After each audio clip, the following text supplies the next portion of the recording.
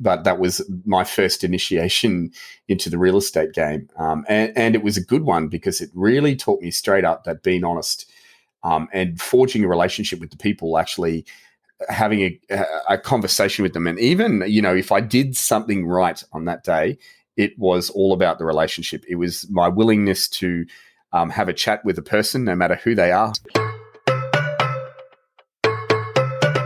You're listening to the Real Estate Sessions. I'm your host, Bill Risser.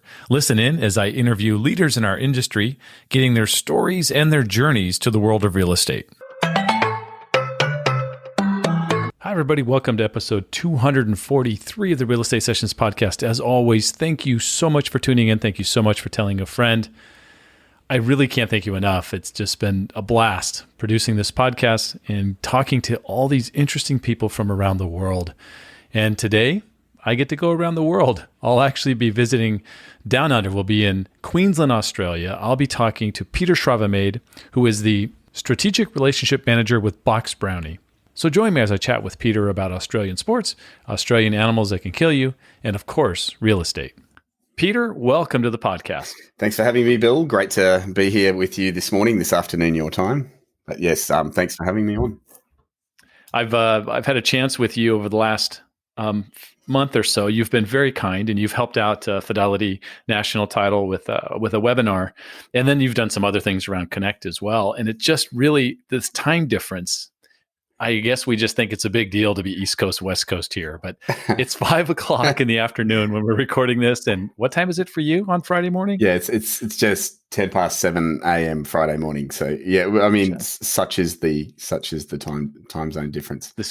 Yeah, that's what you do. You were up at what time this morning, taking care of business in the States? Yeah, well, I get up, I service the nights, and that's not a funny way of saying I have an illegitimate career that's less than reputable. That means that I get up early. So it will start anywhere between midnight and 2. This morning it was 2 a.m. I started at 2 a.m. and I kind of worked through there. But I mean, I'm not complaining about that. Fidelity National, I think you have been the one to thank as far as that's concerned, because we're always happy to bring a message, whatever that may be, to the US. So I'm not complaining about the time zones. I'm not complaining about getting up early. I actually prefer it, to be honest. Cool. I like it. Now, I want to talk a little bit about where you live, because it's obviously going to be a bit different for most of us, but you live in Queensland, Australia, which is like one of the most northern states, the northeastern portion of the country. Yep, that's correct. And I got to be honest, I don't know Australia that well. Mm-hmm. I know the East Coast is more populated than the West Coast. And yes. I looked at a map, and I looked at a Google Earth map of Queensland, and it looks like a big giant desert, but people live on the coast. Am I close? Yeah, that's pretty accurate. So there is, the largest part of Australia is the desert, and that's in the middle section. Queensland, where I live, which is in the northeastern side, as you said earlier, we have the coral reef that sort of stretches up a large part of the coastline. We've kind of the same climate, I suppose, as California. Bit more humid is the way I would put it. And then, yes, we have lush green kind of tropical oasis down the side of Australia. And then as you stretch into the interior, it becomes quite sparse, rugged. It's the outback. So, that's, you'll hear that on any kind of movie that's trying to, emulate Australia. That was what we would call the outback. And Queensland is known famously, I suppose, for its wide range of people and wide range of lifestyles, where you can sort of be in the outback, herding cattle, or you can be on the coast as a surfer chick or a surfer guy, or, there's also the metropolitan areas down towards the South, Brisbane, the Gold Coast, and the Sunshine Coast. So yeah, there's a range of things in Queensland. It's very beautiful. If you ever get down this way, Bill, you're always invited to come and say good day. I'm going to make that happen. I promise. That'd be brilliant. Yeah, there's also this other thing about Australia. There's like a ton of animals that can kill you in Australia. Am I right? Like, that kind of creeps me out a little bit, from the water to the land. Yeah, there are there are a plethora of things that could kill you over here. And I do find that America makes a bigger deal about it than anywhere else. But the one thing I'd say is there's not people dying from them, with the exception of maybe the crocodiles. you very rarely get people dying from things like spiders, which is a huge phobia. Snakes, they don't like humans. They don't like hanging around humans. Yes, we have some deadly ones, but there's not a lot of people dying from hardly any. In fact, crocodiles. The most people that get taken by crocodiles are tourists who are ignoring big signs that say there is a crocodile swimming in this lake. Right. So we've had a couple of shark attacks recently, and that seems to be more and more prevalent as waters warm up and the sharks now go to colder climates. So yes, there are a lot of things, but it shouldn't be feared. If you get off the plane here and you stick to most of the tourist attractions, you're not really going to see them, except from behind bars in a zoo, I suppose. So There you go. There you go. Yeah. Give me the biggest misconception about Australians in the US. About Australians in particular. Yes. Is the one that I cannot get my head around, and I suppose you get this everywhere, is that I may know Bob who lives in Melbourne or Perth. I will get people bail me up at a stand and go, I've got a friend Susan, and Susan, she lives in a place called Melbourne, and Melbourne, you would know Susan, right? Do you know Susan? I'm like, I've never heard of. I don't know a Susan that lives in Melbourne. Melbourne's a big place. That's like saying, Bill, do you know Jorge who lives in New York? No, I don't. Be one right. New York is a bigger place than Melbourne. I'll take that for granted. But it is the concept of the fact that I may know someone because we're on this large block of dirt together. And I find that cute, actually. I don't ever take offense to it. I find it quite funny. And sometimes I just answer, yes, Susan, and maybe start making something up about that just to propagate the myth that we may do that. The other thing is that, the biggest misconception about Australians in general is that we put shrimp on the barbie. I cannot get my head around that. And we're responsible. We started an advertising campaign, but we don't call them shrimp. The shrimp to us are tiny little prawns. They slip through the grill. You can't actually put them on a barbie. So what are the jumbos called? Well, they're called prawns, and that they're the size of your hand. You cook them on the barbie. I'll be cooking a few of those up a little bit later today, Bill. Awesome. So good to know. Good. So the prawns on the barbie. I'll remember that next time. It doesn't have the same ring, does it? It doesn't really. No. No. Yeah. So look, I've had the opportunity to hang out with you, and we talk a lot about different things. I think I'm kind of a big sports fan, hanging out with Carpenter and all those guys. Yeah. And I have to share a story. I was right at the birth of ESPN, so it's somewhere in the early 80s, I would imagine, that I was introduced to this really cool sport called, in the US, we called it Australian rules football. I still see the officials with the one hand or the two hands going down. Mm-hmm. It's still a big sport in the country, right? Are you a fan? Do you have a team you support? I support the Brisbane Lions, and for the longest part, I had a contract as the musician, as the official musician for music at breaks and at the end. Well, my band did anyway. So I used to see a lot of their matches. I wouldn't say I'm as big a fan as some of the other sports that we have here and some of the other sports globally, but yeah, very much like you, I enjoy a lot of sports. AFL or Aussie rules football is one of them. I am actually a fan of soccer, would be my biggest one, and in particular the English Premier League. I do watch your MLS from time to time, and we have our own league here, as well as there's the J League in Japan, the Bundesliga, the Serie A in Italy, and there's no shortage of that. Or there is a shortage at the moment, as you're probably aware. But I'm a Raiders fan in the US.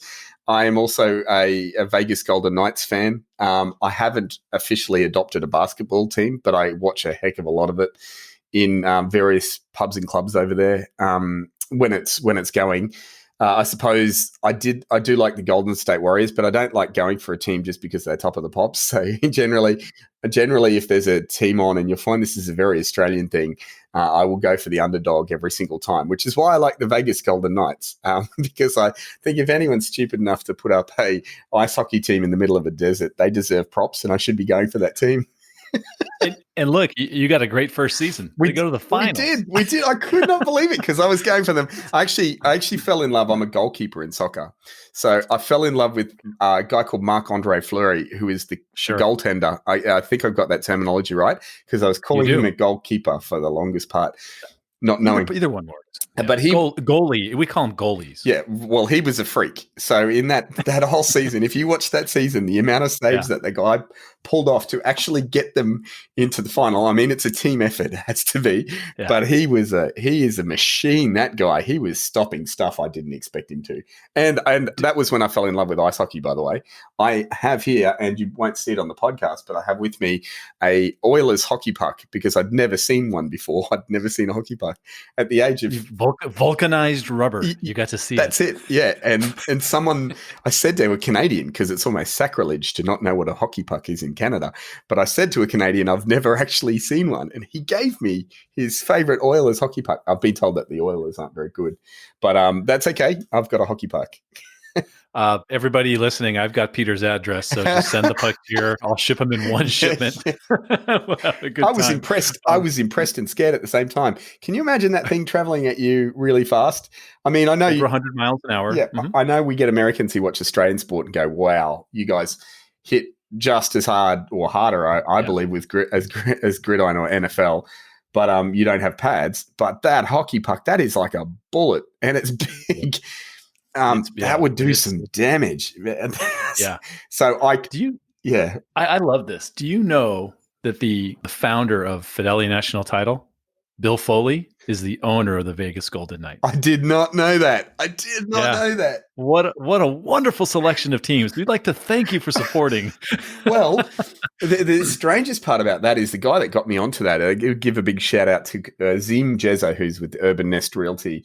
He has season tickets, so every time I'm in Vegas, I hit him up, and religiously we'll go and watch the ice hockey together. But yes, he's a massive fan. I'm a massive fan. I love it, and you know how much time I spend in Vegas, so. Yeah, and now the Raiders are going to be there. I know. So. I wasn't going for them. I was going for them when they were in Oakland. Just so you know, I actually am not a fan so much of Vegas to go there and stay just because I'm there all the time. But anyhow, that happens to be where both my teams have ended up. So that is cool. All we needed. And your favorite, we can't skip over because I've got listeners that love the EPL. Who do you root for there? Oh, I'm a Liverpool fan actually, and oh my god, we are having the dream season right now. Which looked like it wasn't going to continue. I know. And you know, if you know anything about the history of Liverpool, 6 years ago we had the biggest choke known to man where we were a stack of points ahead and we got overrun. And so there were, you know, that's never going to happen this season, just the machine that they are. But by the same token, it was looking like we wouldn't get a title again. Gee. That's awesome. I love to hear that. So Sean Carpenter's good friend, Todd Meininger, who we do a little sports podcast with, will be thrilled to hear it because he's also a Red fan. So right. Congratulations. You're like on a winning streak, except for the Raiders. Apparently. One day. Yeah, well, there's another season coming up now. Who knows? I love that. So let's see. You've been in real estate a long time, right? Before you started with Box Brownie, yes. Real estate was who you were. Yeah. Was that something you were thinking about as you headed off to university? Did you have some kind of a background with family? Where did that come from? No. My degrees are in music, so not at all. Yeah. When I finished school or high school over here, I don't know how you would call it, maybe college. Maybe not. I finished high school, which is grade 12, and then I desperately wanted to go and study music. I'd been accepted. I was quite talented as a musician at that stage, and I was accepted into my choice of university across Australia, and I chose to go to one in Brisbane called Queensland University of Technology, and I went there and I did an undergraduate, and then I went on to study a master's at the Beijing Conservatorium of Music straight after that. And that concluded in 1998. There's an indication of how old I am. In 99, I had done a bit of travel and I got back to Rockhampton, which is the place I was born. Now, that is in the sticks. That is up north. That is just as hot as hell. And I was there. My younger brother is who was responsible for getting me into real estate. He was an accountant for a property developer. He went on to be quite a successful property developer in his own right. But at that stage, he was 3 years younger than me, straight out of an accounting degree, and he was doing the books for somebody who was developing property. And he said, the issue that we have is that we have all of these properties that we're building from scratch. They are delivered, and we can't find an agent who will not only give us the service, but the big one was be honest about what is going on with the transaction. And because the agent's not honest, we don't know where the market's at. So he said, how would you feel about coming and sitting on some open for inspections? They were having open homes, and there were 3 of them. And I sold 2 of them that weekend. I didn't know anything about contracts. In Australia, you're legally allowed to sell 6 before you need to be licensed. So at that stage, I wasn't even licensed. Well, that was it still is the requirement now. 2 of them went down that weekend. And over a period of time, that started what was a successful relationship. I just couldn't believe the amount of money that he was willing to pay me for having turned up and just talked with people on the weekend, listened to what they had to say about the property. I didn't know anything. I didn't know how to overcome objections. I didn't know how to. You would say I fluked it, completely fluked it. In fact, it came as quite a surprise to him because he's had these open for 5 or 6 weeks and not any interest, not any offer. And then all of a sudden, 2 offers that weekend, and then the next one went the following week. I don't know. I don't believe that had anything to do with me, but that was my first initiation into the real estate game. And it was a good one because it really taught me straight up that being honest and forging a relationship with the people, actually having a conversation with them. And even, if I did something right on that day, it was all about the relationship. It was my willingness to have a chat with a person, no matter who they are, no matter what walk of life, no matter what they look like. I don't care. Not prejudge them as they walked in about the car that they'd just gotten out of, but actually have a conversation about how that product, if I could call it that, would suit their lifestyle. And if there was something I did right that day, it was that. I even said to them, I've actually never signed anyone up on a contract before. I am here on behalf of my brother, who is the property developer, and here are the things that, I was very upfront and honest with them about how that had happened, and that didn't change. That was the foundation. I think my real estate career, as it sort of progressed, the one thing that never changed is the honesty in the transaction. I just feel that that's irreplaceable, and we're in an industry where a lot of people are attracted to this industry because of greed, and I have never really felt that is the way to go. I don't think that's the way to I've seen people have a successful career. I just don't know that it lasts for a long time. Were you able to keep music as a side gig and have some fun there as well? That was the beauty about it, is that that was it. If I could name 2 more weird careers to have, it would be those 2. But when you actually think about it, I'm working as a musician Friday, Saturday, Sunday during the day. We're rarely doing open for inspections, but we can do them. And then maybe Thursday or Friday during the week. And most of my work as a real estate agent is done Monday to Friday and Saturday in the town that I was in. So it worked. It absolutely worked. And I guess it was the 2 careers that were sort of there. And never the tween did they meet. I couldn't really go to my poor muso friends and sell them houses, but I'd certainly have a lot of fun playing with them on the weekend. And it just was the way it worked. It worked very successfully. In fact, I only really stopped gigging full time when Box Brownie just started to roll, and that was 2 years ago. Bill, I stopped gigging full time. So now I have to ask, because I don't know the answer here. Type of music? What was your instrument or instruments? What was the name of the band? I'm what they'd call a session musician. So I'm a keyboard player or piano player, and that's the formal training. And there's no specific band. So a session musician is one that's for hire. So I would have an agent, and she or he would give me a call, and they'd say, there is a music festival coming up. I have an artist. This is the brief. Here are the tunes that you're going to play. If there may be charts, sometimes there's not. Sometimes it'd be a last minute call up.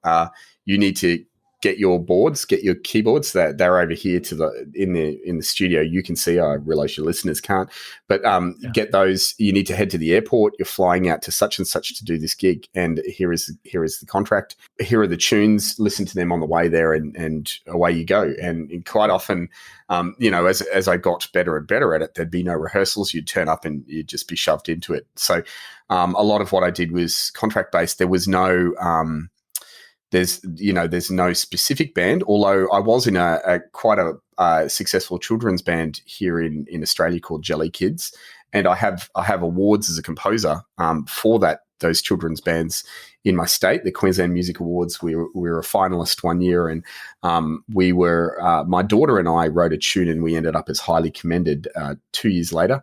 But yeah, so there's been things like that, but most of who I would play for would be major domestic acts or Australian Idol rejects. They're the ones that didn't make it. And I love you all if you're listening out there. That's all. So I've never seen you pop into a piano in a hotel bar or a lobby. You must have done that a few times in the States. It happened a heck of a lot in New York, at Inman Connect in New York. There's a jazz bar just around the corner from where the New York hotel is, called the Rum Bar. It's called the Rum Bar, and there were 3 events at that, and the in-house band would have me in the piano every night. There's plenty of footage up if you go to the Facebook. If you go to Facebook and have a look, I'll find it. Yeah. Yeah, that's fantastic. I love that. That's awesome. Let's as you kind of go through this journey somehow. And I know you had multiple levels you worked a little commercial. You helped with I think it was a hotel chain in developing some properties. Yep. Somewhere though, you run into the folks at Box Brownie, Mel and Brad. And how does that occur? Interestingly, it wasn't Mel or Brad that I ran into. In fact, I didn't meet them first. I was the operations manager of a hotel franchise when I heard about the concept that was to be Box Brownie. Via that name, I knew what a Box Brownie camera was. Right. And so I'd heard Craig had taken me for lunch. He was providing a service to me at that stage. He was a service provider to the hotel industry in hosting a server where we stored our CRM. I suppose that's the easiest way to say it. If you're into tech, you'll understand what that is. And he said, I've got a mate who at that point I didn't know was Brad. And my mate, he has a concept. Here is what the concept is. I want to run it by you. And at the very basis, the concept was we have an app, and just an app for your smartphone. You take a photo with your smartphone. We're going to enhance it for not much money and send it back to you. And he was gauging whether I thought that was a good idea or not. And I thought at that stage, I actually thought that was an excellent idea. I really, really liked the concept. And, I gave him a bit of advice on what we'd like to see, how my impression of that was as an agent. And then I thought nothing of it. I went away. I continued on for another, I think it was a year and a half with the hotel chain until I resigned my job, largely because I was not spending enough time at home. You will find that quite humorous, knowing my travel schedule since then. Yes. But at that stage, I was probably traveling about half as much as I was now, actually going to hotels and either setting them up or troubleshooting when there was a problem. So long story short, I had resigned my job. I was sitting with my feet up on the sofa. I had quite a lot of holiday leave owed to me, so I was sitting pretty for some time when that same guy, his name was Craig, advertised for a personal assistant. And it was for Box Brownie. He had listed that he'd put it on his Facebook feed, and I'd seen it. And I'm going, I wonder whatever happened to that company. I thought it was a great idea. So I put my full resume in, and I had a serious resume. I put the words I could type per minute. I have done courses in Excel. I was at that stage, I was licensed in every state and territory in Australia, including New Zealand, which is not part of Australia. For those of you listening, it's the next door neighbours. But I had a real estate license, so I've applied for a PA role. Don't know what they're paying. Don't care. Just wanted to, I guess, get attention, get their attention, and it certainly did. He sent me a message back going, "What are you doing?" My resume, by the way, was a graphic design book because I've also managed a real estate publication. Wow. So I had printed it as a magazine. I'd sent it in. I get a call. He goes, "You're going to have to come in and meet Mel." Never met Mel before. Mel was this young guy of Asian appearance. Not that that really matters, but I met this young fella, and I'd done some research before I had come in. And you know, the number one thing, if you actually Google Mel, is the fact that he graduated from MIT at the age of 15 with a bachelor in mathematics and computer statistics, like just a stupid degree that no one wants to do.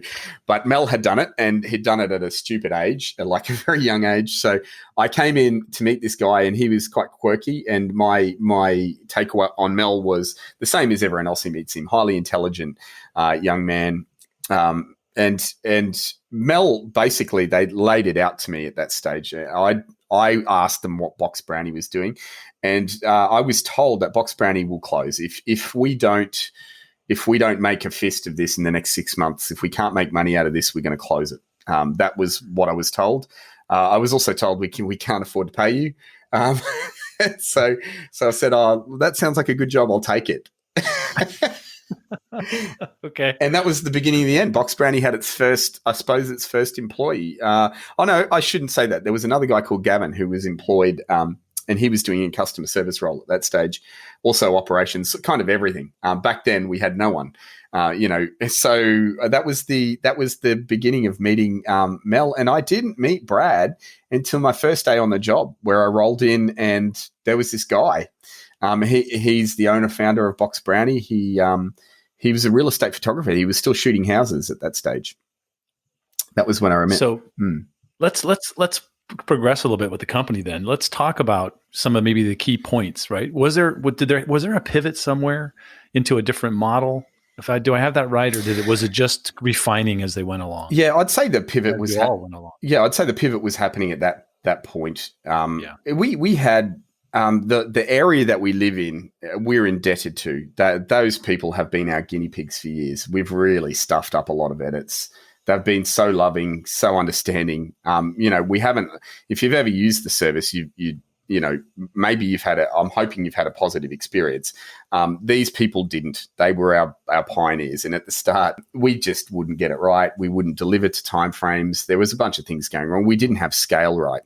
In fact, it was about 6 months before we got the scale right from myself starting. I would have started 4 years ago, maybe June 2016, and it was about January, February the following year that we actually got that down. But a lot of the products changed between then and now, and so did the prices. Certainly, the virtual staging product that has been one of our key contenders is we nailed that. And to date, there'll be a lot of other staging companies that disagree with this, but to date, I can't see the level of quality in any other staging service in the world. Now, that's not just me being proud. I know that we've got the reflection shading, the actual perspective right. We deliver it; it looks real. The time frame, the way we piece it together in the back end, that was really what happened during that 6 month period. Is we nailed that. We also started a render piece, which has been going quite well between now and then. And then the entrance to the US happened around January 2017. Yeah, that's where I saw Box Brownie for the first time, an Inman event. Well, right? it would have been. That's where I saw him for the first time. Yeah, it would have been in San Francisco. Actually, it would have been 6 months later in 2017. That was our first American conference. Happened then. Our introduction to the US happened via Inman. I got some guy calling me up. I'd never heard of Inman. I didn't know what it was. For those of you listening, Brad, if you're listening, I'm sorry. I thought it was a gay magazine because we were reading it as Inman, and we had this call from someone called Craig Rao, lovely bloke. One of my dearest friends over in the US now, but I had no idea who he was. He's called us up out of the blue going, I've tell me what a Box Brownie is and tell me what you do. And we'd showed him, he'd trialed us. And I remember they did an article on us maybe in February of 2017. History might contradict me on that, but February, March, somewhere there. And our service just went kaboom. Like that was when we got the scale right, Bill. But That was our service went kaboom, and we had to learn how to fix that very, very fast. I remember not sleeping much for about a week after that Inman article. Thank you, Craig Rao, for that, and Brad. But that was the start of our foray into the US. It really launched us over there. Let's talk about that scale, because I think it's when people, because I know the story, right? And so the fact that you can work round the clock globally as a company, that's staggering to me. And so putting that together probably wasn't simple, I would assume. No, it definitely wasn't. I suppose that's where the three parts of Box Brownie come in, or let's at least say two. Mel's tech is genius. It's hard to emphasize how important that is right now. But the beauty about Box Brownie is the ability to introduce a client to an editor in a short amount of time for an agreed product at an agreed price at an agreed expected delivery. So that was the genius of what Mel did. If you take all of the everything aside, if you strip everything back, and it's not about real estate, or it's, because we also do automotive, online, retail, fashion. If you take all of that aside, the delivery time, introducing a client to an editor for an agreed product in a short amount of time was the genius of what we did, or what Mel's tech did, really. And a lot of it's to be said for that. That made scale a lot easier. Yes, there are other issues. All of our editors are manual. How do you deliver on a massive scale doing that? So again, tech has sorted a lot of that out, but there's a lot going for us at that particular time. The only people who were doing anything similar to us had a sweatshop in Thailand or Vietnam, and that's unsustainable. COVID has even taught us that's unsustainable, because these people can no longer get into work; they have to work from home. Whereas all our editing team, all of our customer service team are geo non-specific; they can be anywhere in the world, and that's actually put us in really good stead through the period that we've just been through. And then you manage, obviously, they're manual. I mean, every edit's done manually, which for me is mind-blowing. I just thought it had to be automated somehow. So there's got to be training of all of the staff. And Yeah, correct. So, well, the editors in their own right will come to us largely trained. They'll sit at some kind of testing product, depending on what they're doing, whether it's floor plans or graphic design edit or CGI or renders. They'll sit some kind of test, and they'll have to achieve several benchmarks before they actually come on board. And then there's a bunch of training that then follows part of that as to how you would use Box Brownie and onwards from there. Probably the most that we onboard at the moment is customer service staff, as we deal with the volumes of calls and live chats that we get, which has been quite difficult over the COVID period, to be quite frank. I want to give you a soapbox for a second. Tell the realtors in the United States why they're missing the boat on floor plans. Yeah, right. Well, actually, there's a bunch of stats that we're bringing out recently in the future. We're working on them at the moment just to make sure that they're right and they're balanced. But the floor plan stats existed for some time. We know, because it's an NAR stat, that on MLSs, less than 5% of listings on an MLS will have a floor plan attached to it. Yet there are consistent studies, also by the National Association of Realtors, that talk about what purchasers want. Every year, NAR bring out a generational home buyer report. If you're not reading that, get a copy and read it. Don't read it in bedtime. Read it first thing in the morning and find out what that actually speaks to you. But it talks about, in there's one slide in particular that talks about the things that are most important to a purchaser in the transaction, which I find important as a real estate agent. Now, number 3 on the list, behind good images and copy with all essential detail, is a floor plan. So these surveys for the past 5 years have told you that the third most important thing to your purchasers is a floor plan. Yet only 5% put a floor plan on the MLS. And you compare that with globally what happens. 92% of Australian listings have a floor plan in residential sales residential letting, commercial sales, luxury. You go to the UK and it's 86%. You go to Europe, it's 74%. Even Thailand has 72% of listings have a floor plan, yet only 5% in the US. And it staggers the mind to understand why that is. I have a few ideas. The biggest one is that it's just not glamorous to the real estate market over there, but also from the way that you operate, which is very different to the way the rest of the world operates with the dual agent process. I believe that has a lot to do with it. Yeah, I think you're right.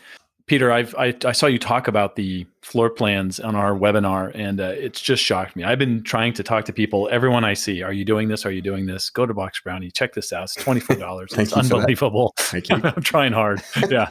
I appreciate that. If you had to rank, because there is some great stuff inside that tool. What's popularity? Let's just go. What's your most popular service? And maybe it was the top 3 or 4. Yeah, so the most popular by some way is a virtual staging service. There's no real doubt about that. Even at the price point it's at, if you know anything about our services, most of our services sit under the $10 mark. Virtual staging's $32. So it was actually for some time one of our more expensive edits, and even at $32 when we came to the market, it was being offered at $96. So it fit in well and it was affordable. I think there is a huge culture. You want to talk about something that Americans do better than any other nation. It's the ability to understand what virtual staging does to a listing. So, whilst I sort of take a broadside at floor plans, the culture at, here in Australia when it comes to virtual staging is quite poor. They don't understand that purchasers can't actually visualize what a space does. So, if there's something that Americans are doing exceptionally well, it's the understanding that we need to actually place furniture in the room that's realistic, that looks like it is. Whether they're using a proper stage or a virtual stager, I actually don't care which. I always advise people to stage professionally if they can. Virtual staging is for all of the rest of the edits. But yeah, that is our most popular edit. Our second most, I wouldn't say popular, but our second most used is the image enhancement. There are a lot of people in America taking photos with their smartphones or by themselves. And even the levels of what you would call professional photography does not reach globally what is understood to be professional photography. So we have people who take images from their professional photographer and re-edit them through us. Now, that's mystifying to me because I would never allow a professional photographer to deliver something that we need to edit. But we have that. We have people take their photos themselves who want them edited. And then don't forget, there's a massive market for that kind of thing in rentals where the budget it just isn't there to go and take photos. So rentals, commercial, there's really, they are really doing it tough, especially commercial right now, as far as trying to get good imagery, professional imagery, and a lot of people use us for that. And the third one that I'll talk about, there's kind of a tie, is the new product, virtual renovation. We've only sort of had that for the last 12 months, where we digitally renovate a space that, needs something done to it, or perhaps has a objection. I used to hear all the time as a real estate agent, the wife would come in, and I'm not saying this in a chauvinistic sense. It just happened all the time. The lady and the partner would come into a listing and she'd say, "I don't like the color of the kitchen." And I don't know how many times I heard that objection thrown at me. There'd be hundreds of it. It was never said by the bloke, so I'm really not being sexist there. But yeah, we would hear that all the time. Well, what virtual renovation actually started is allowed us to change the color of the kitchen and effectively remove that objection. And if you extrapolate that out, that's kind of everything. It's not just the color of the kitchen. I don't like the aesthetics of the front of the house. So it is physically, whilst it's physically changing the property, the idea of it is to demonstrate what the property could look like, and needs to be disclosed. Let's be upfront about that. You need to disclose that this has happened, but there's no better way of showing the potential of a property than actually renovating them, that property, and giving them a maintenance contractor's quote on what it would cost to get there. Yeah. So that'd be up there. Item removal is taking out cars in front of houses. So a less glamorous edit. No one knows it's happened. You look much less like a rock star to your vendor, but also very important. Yeah. Well, like I'm a massive fan of what Box Brownie's doing. I think they're it is one of the easiest solutions for me to present to a realtor when they give me a problem with imagery. Can, Like, can, can have I? you not heard? Well, Have can you I not ask heard you of a this? question? Why is that? Why is it so easy? Is it that? Do you always see imagery that is not wonderful? Can everyone use improvement? Yeah, Riddle it me this. happens. It happens. Yeah, especially with newer agents, maybe that don't have a lot of money, right? You're a tool that they can use immediately. And I think that's key because a lot of the tools that can help somebody is for somebody maybe the better, more capitalized and who's got a little, experience in the game. This works for somebody who's just getting started. And so I think that's just brilliant and wonderful. And the fact that you can do it as cheap as you do it is just amazing. So I appreciate that, and I appreciate Yeah. you forwarding it to anyone that's out there. That we love the fact that people. It's humbling to the fact that people talk about us so far away. And when we started in a garage in a little place called the Sunshine Coast in Queensland, it's really humbling. So thank you for that. Cool. I got to ask you my final question. I've had you here way too long. Every guest, and Mel answered this question too. I wish I should have looked up Mel's answer before I. Anyways, what one piece of advice would you give a new agent just getting started in the business? Oh, look, that's easy. That's easy for me, especially North American agents. I believe there is a huge absence in North America when agents start of people actually teaching them that they're marketing a product. Normally, they're marketing a product to a specific target audience. And if you don't understand that, it makes it very hard because you guys have the dual listing system where you've got a marketing agent and a buyer's agent. What I find in the US is a lot of agents start out as the buyer's agent, and I don't get that progression. I just don't understand that part. I think if you want to be a car salesman, they don't teach you necessarily how to go out and get the buyer. They will teach you how to market the various products you have as cars in front of you. And that's the same in a clothing store. How do I market this garment to the person that comes in at Home Depot? Whilst they might talk about the purchaser, they're going to talk about the products that they have first. What I don't understand in the North American industry is why there's not attention given to how do we actually market this product and who are we marketing to? And if I was an agent starting out in North America, I would challenge you to learn how to market that product successfully first, and that product being a house. A lot of agents think that they are going out there to sell houses. Every house is different, and treat that as a product. Find potential target audiences that match that product and find the mediums for which to get them. And that would be my challenge to you is describe that product the best you can. Do your very best with that. And everything else post that will generally fall in line. But that should be the first thing that you actually set out to do in your market is learn how to sell a house. And that sounds really silly. It sounds really condescending saying that, but the amount of new agents I meet who do not know how to do it, and don't be ashamed of admitting that's you and fixing that fault. So move forward, learn how to market a product. You'll find that all different. There's all different ways you could do it. You don't necessarily have to take my advice, but go and partner up with someone who has done a lot of that. You control the listing, you control everything. So do that. Peter, if people want to reach out to you, what's the best way for them to do that? Well, I have a ridiculously long last name that will be printed somewhere here, and there is only one Peter Schravemade in the world, so far as I know at this stage. So you can find me on just about any forum except for Twitter. I'm on Twitter, except for Tinder and Grindr. I'm on all of the others. You can also email me, peter@boxbrownie.com. So any of those forums, I'd love to hear from you. If there's something I've said today that offends you, please hurl abuse at me there.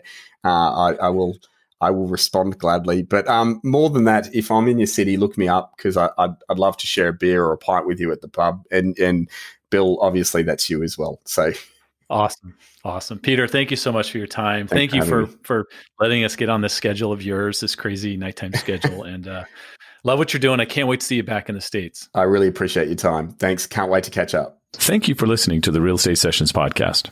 To leave a review or rating, go to ratethispodcast.com/RE sessions. You can also subscribe to the podcast at your favorite podcast listening app. Finally, you can go to therealestatesessions.com and subscribe to our email newsletter and be notified whenever a new episode is released.